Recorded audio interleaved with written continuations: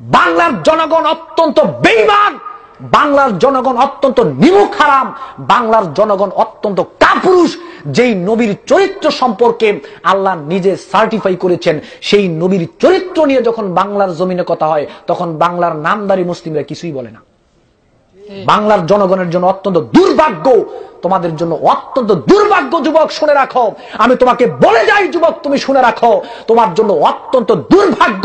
নবীকে গালি দেওয়ার পরও তোমার শরীরের রক্ত গরম হয় না। তোমার নেতা নেত্রীকে গালি দিলে তোমার শরীরে রক্ত গরম হয়, তোমার নেতা নেত্রীকে গালি দিলে তোমার শরীরে রক্ত গরম হয়।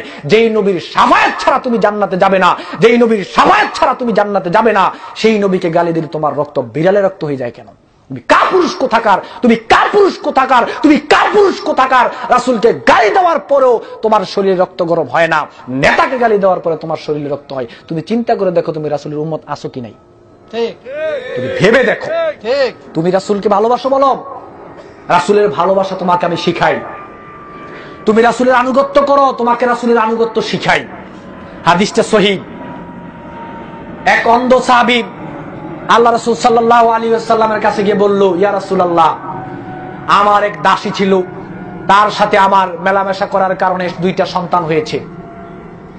আমি আমার স্ত্রীকে এত ভালোবাসি, নারী জগতে কোন নারীকে এত ভালোবাসি না যত ভালো আমার স্ত্রীকে বাসি। আমার সন্তানকে আমি এত ভালোবাসি, অন্য কাউকে আমি এত ভালোবাসি না। ইয়া রাসূলুল্লাহ, আমার স্ত্রী প্রায় সময় আপনাকে গালি দিত। সেদিন সে গালি দিয়েছে, আমি নিষেধ করেছি, সে আমার গালি শুনে নাই। আমি নিষেধ করেছি, সে আমার বারণ শুনে নাই। ইয়া রাসূলুল্লাহ, আমি একটা কোদাল নিয়ে তার পেটের উপরে চড়ে বসে একেবারে কোদাল দিয়ে আমি তাকে দ্বিখণ্ডিত করে দিয়েছি। ইয়া রাসূলুল্লাহ, আমার স্ত্রীকে আমি এত ভালোবাসি, নারী জগতে আমি কাউকে এত ভালোবাসি না। আমার স্ত্রীকে আমি এত ভালোবাসি, নারী জগতে আমি কাউকে এত ভালোবাসি না। আমি চাইতাম না আমার সন্তান মাহারা হোক, আমি চাইতাম না আমার সন্তান মাহারা হোক, কিন্তু ইয়া রাসূলুল্লাহ, সে আপনাকে গালি দিয়েছে, আমি তাকে একেবারে দ্বিখণ্ডিত করে রেখে এসেছি। কাপুরুষ কোথাকার! তুমি দাবি করো কিভাবে তুমি রাসূলের উম্মত? তোমার নেতা নেত্রীকে গালি দিলে তোমার শরীরে আগুন জ্বলে যায়, তুমি বিশ্ব নবীকে গালি দেওয়ার পরে তুমি বিড়াল হয়ে যাও কেন? দেখি পরকালে রাসূল তোমাকে শাফায়াত করে কিনা। এত সোজা নয়। সহিহ বুখারী মুসলিম এসেছে, লা ইউমিনু আহাদুকুম হাত্তা আকুনা আহাব্বা ইলাইহি মিন ওয়ালিদিহি ওয়া ওয়ালাদিহি ওয়ান নাসি আজমাইন। ততক্ষণ পর্যন্ত আপনি ঈমানদার হতে পারবেন না যে পর্যন্ত না পৃথিবীর সমস্ত মানুষ থেকে, এমনকি পিতামাতা থেকেও সবচেয়ে বেশি ভালো আপনি নবীকে না বাসবেন, ততক্ষণ ঈমানদার হতে পারবেন না।